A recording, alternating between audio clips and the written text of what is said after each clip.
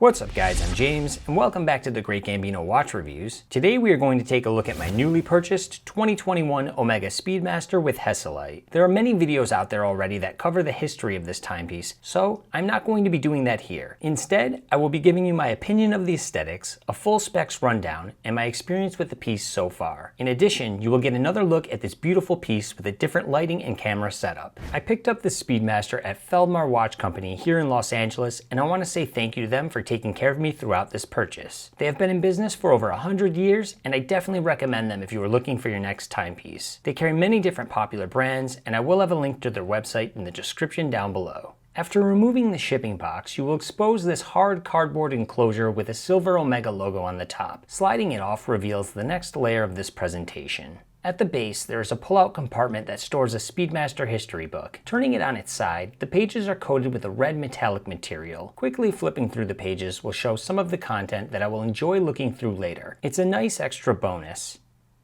And the right side compartment stores a very thick operating instructions manual. Moving on to the main box, the material and front straps are an homage to the NASA spacesuits. New for 2021, Omega has shrunk down the box in comparison to previous moon watches. There's also less accessories included. I am personally okay with that because I appreciate the smaller size for storage purposes. Opening the box, we have an included microfiber cloth. Removing it, we take our first look at this beautiful chronograph. Before we get too in-depth with the watch, let us check out the remaining marketing and accessories. This top layer flips open, revealing 3 compartments. On the right side, we have the remaining links that were removed by Feldmar's. We also have an Omega tag with a suggested retail price of $6,300 US. The center compartment stores a scratch protection card, along with your certification cards and international warranty. One of the really cool additions to this box in 2021 is that the center can be removed and used as a portable storage device for your moon watch. I really love the idea of this, and I think it is a really creative and useful accessory. About a year ago, I strongly considered buying the Speedy Professional, but the bracelet and end links caused it to not sit comfortably on my wrist and it appeared bulky. A few weeks ago, when I stopped by Feldmar's and had a chance to look at the 2021 version with updated bracelet, the previous problems I mentioned have been completely eliminated, and this new version now fits my 6.75-inch wrist better than any Speedy Pro has ever before. When I saw it on my wrist for the first time, I instantly fell in love with it. Like other recent Speedy Pro models, this new version is also available with the 2 options of either Hesalite or Sapphire Sandwich, where the Hesalite sticks more to tradition with a vintage-style acrylic crystal in combination with a closed stainless steel caseback, and the Sapphire Sandwich will have a combination of sapphire crystal on the front with a sapphire crystal display case back showing off the movement. As this is my first Speedmaster, I chose to go with the Hesalite as I wanted to stick with the classic format.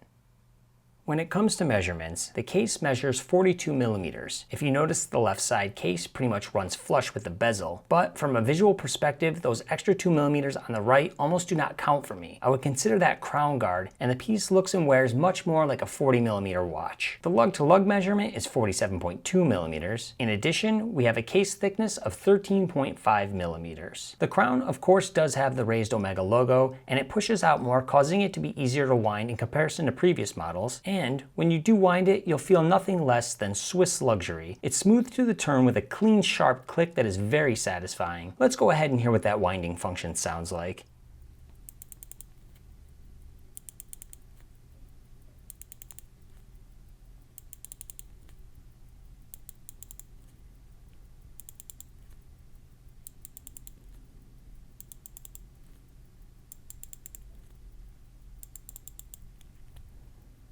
By simply pressing the top pusher, it will activate the Chrono Function. While this is activated, the right subdial will start a count up to 30 minutes before repeating this rotation. The lower dial will count up to 12 hours, with the left dial being your consistently running second hand. To stop the Chrono Function, simply press the top pusher once again, and then use the bottom pusher to fly back the chrono hand. One of the things I love about Hesalite is that it has a beautifully domed vintage shape to it. When tilting it on angles, it adds some very interesting distortion to the dial. Unlike Sapphire, I feel this version has more of an overall warm feeling as the Hesalite runs all the way to the edge of the bezel seamlessly. If we zoom in really close with my macro lens, you can see a tiny Omega logo marked at the very center of the crystal, which is also unique to the Hesalite version. I know this version of the Speedmaster will scratch much faster and more often than Sapphire. I'm somewhat looking forward to it as I think it will add character to the watch similar to patina discoloration through time. If the Hesalite scratches are something you do not like, there is a product called Polywatch that many people use to easily remove scratches almost instantly. For the purpose of this channel, I will be doing a tutorial of this method in the future, so make sure to subscribe if that's something you would like to see. The thin aluminum tachymeter bezel can be used to measure speed and distance. You can see from these shots it has a matte finish that is iconic to this classic design. From a side profile, it has a nice lip adding dimension to the case. Taking a close-up macro look at the dial, we see that Omega has added a stepped layer to the outer edge, creating depth. The dial overall has a mild grain texture that you can only really notice when viewing at these close camera angles. When comparing with the previous model, this version is finished with a darker black versus more of a chalkboard black. If you look at each subdial, you will notice they have a circular pattern similar to what you would find on a record. This is another thing that is very hard to notice without a macro lens. The subdial handpins are no longer painted white, so you will notice that they stand out more in silver. The second indicator markings have been reduced from 4 to 2 in between each long marking, making it seem less cluttered. Different on the Hesalite version from the Sapphire is that the Omega logo placed at the 12 is printed. The Sapphire version will have an applied logo. This piece is powered by the Omega 3861, which is officially certified by Metas as a master chronometer. At the time of recording this, I have been wearing this watch for about 3 weeks, and so far it keeps excellent time. The case on this new model has become a slight topic of controversy. Judging off looks itself, it has beautifully twisted polished lugs that are sandwiched in between finely brushed layers on the top of the lugs and side profile of the case. One major complaint that people have is that the edges are far too sharp. In my honest opinion, they are much more harsh than what I am used to, and when you feel them for yourself, it has less of that smooth satin finish that we are used to with Swiss luxury timepieces. With that said, it's not sharp enough to actually cut my fingers, as you can see me testing it here. I just wanted to address this because so many people talk about it, but it is really not an issue for me personally. As I stated earlier, this Hesalite version has a closed stainless steel back that is branded with the seahorse logo in the center and surrounded by text that reads "Flight qualified by NASA in 1965 for all manned space missions." Below that, we see printed "The first watch worn on the moon." The bracelet is probably one of my favorite parts of this new release, and it is what makes this watch a more realistic fit for smaller wrists. Starting from the top, we have a beautiful taper from 20mm down to 15mm by the clasp. The sides are polished with screw-down pins, and on this Hesalite version, the entire top is brushed. Some people do not like the clasp, but I absolutely love it and think the lines and logo are extremely clean. 2 micro adjustments are available, and you can see here the end links now drop off completely flat, reducing the overall lug-to-lug span. I think by Omega doing this, it was a very smart move, as it opens up the Moonwatch to many more wrist sizes. The clasp opens up with a double push button mechanism, revealing finely milled parts. It all snaps back together firmly. I am someone with pretty hairy arms, and one complaint that I have is I notice it pulls my hair while sliding the bracelet on or off my wrist. But because I love this watch so much, it's something I'm willing to put up with, and it's not an issue that affects me once the watch is secure and resting on my wrist. But let's go ahead and take a look at the Lume.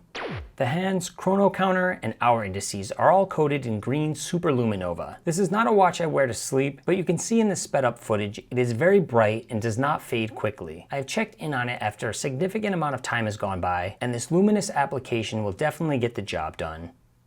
Here's a side-by-side shot next to an American quarter to give you a better representation of the scale. And here's another size comparison next to the newest version of the Omega Speedmaster 300. If you are trying to decide between these two pieces, subscribe and stay tuned for an upcoming full pros and cons comparison video. And here's a shot on my 6.75-inch wrist. I have zero complaints about the size of this 2021 Speedmaster. For somebody with my size wrist that has always loved the Moonwatch but has hesitated due to the bulky end links, this problem has been completely eliminated, and this new version fits like an absolute dream. But let's go ahead and cut to the outdoor shot so I can show you that natural light reflection.